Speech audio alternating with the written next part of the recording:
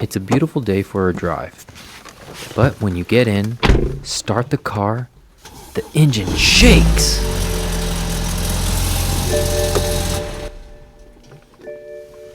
Well, don't worry, because it's probably not even your engine or your motor, but more than likely, it's your motor mounts. And in today's video, we're gonna be replacing these and getting you back on the road with that secure feeling.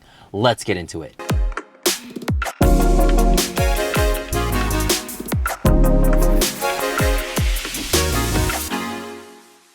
What's up everybody, my name is Fritz and welcome to the channel. Please excuse me for the theatrics in the beginning of the video, because if you are experiencing motor mount failure, you will see it at the beginning, or I should say feel it at the beginning when you start your car, but not to the dramatic degree that we outlined in the intro. What will happen is you will feel a quick jerk or shaking feeling coming from the engine transmitting all the way through the cabin, and it's going to be more prominent when you're really letting on the gas. That initial amount of torque that the engine is trying to provide will give you a more significant shake or jerk. That in and of itself is a bigger sign and indication that the motor mounts are failing. And to check this even farther, go ahead and place your hand right here and try to shake the engine. That shake is gonna be less significant when the car is cold, but when the car warms up, you will have a more significant shake. In either case, it's time to replace the motor mounts. Now, the only tricky thing with this install is that not everybody has an engine support brace, which is gonna hold up the engine as we swap out the engine mounts. And there are two of them, and I would recommend, since you're already there, replacing both of them, one on the driver's side and one on the passenger side. And in today's guide, we are going to be going with an OE style fluid-filled mount, which is great for people who want the most amount of comfortability on the roadway without the engine shaking or jerking, like my dad, because after all, this is his car. But if you're somebody like me who doesn't mind the NVH and want a little bit more aggression and power to be transmitted from the engine to the wheels, then you might want to consider a polyurethane mount. If you track your car, you might want a solid aluminum mount in order to give you the most power to the wheels. But in either case, the steps that we're going to go through in order to remove the old mounts and install the new ones is going to be the same for all those applications. For the early model F30s with the pneumatic wastegate, detach the vacuum lines from the side of the engine cover before removing the cover itself. If you plan on tackling any job that requires an engine support, do yourself a favor and get an E30 tow hook. It has the proper threads and slim design that fits in the area nicely. Trust me, it's a game changer. Link in the description. With your tow hook in, bring in the engine support and get it snug before testing its security, and here's how mine was set up. Now jack up the car and place it on jack stands before removing the under panel. And while it's out, I would spray paint this hole just in front of the oil drain door.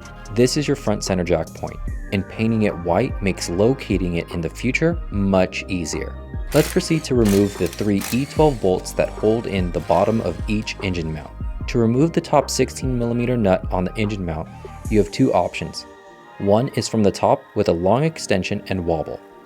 Option 2 is from the bottom with a socket.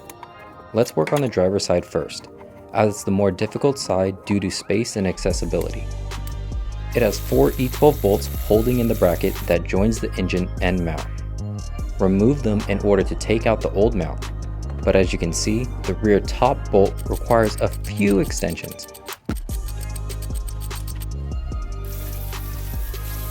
With the bracket lowered, push the mount towards the rear of the car to remove it. If it gets held up somewhere, give the engine support a few twists and it should come right out. Comparing the old and new mount, you can see there is some play in the new one, but much less than the old mount. Also keep in mind this rubber pad.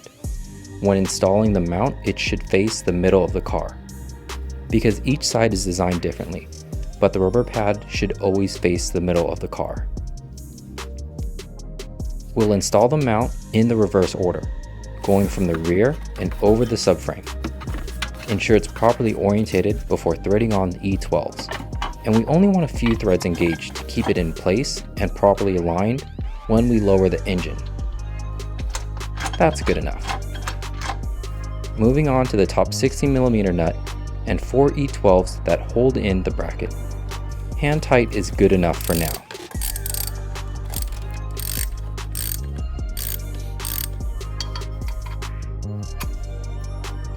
Moving along to the passenger side, it's much easier due to the space and accessibility. The E12s that hold in the bracket can all be accessed from below the car, and with it removed, the mount can be popped right out. Here's the comparison between the old and new mounts. And just like the driver's side, ensure the rubber pad faces the middle of the car once installed.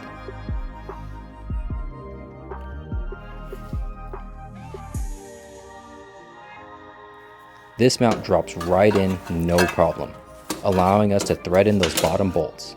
Remember, we only want a few threads engaged, like this. Place back in the bracket and align it to the engine and mount before placing in the top nut and 4 E12s.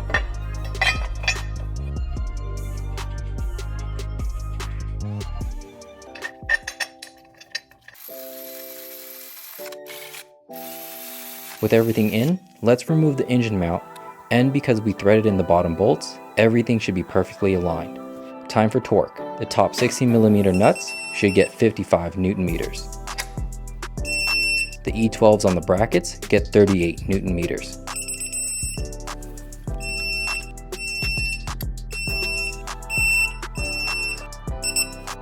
While the bottom E12s get half of that at 19 Newton meters. Let's put on the underpanel and lower the car. See, that white dot came in handy.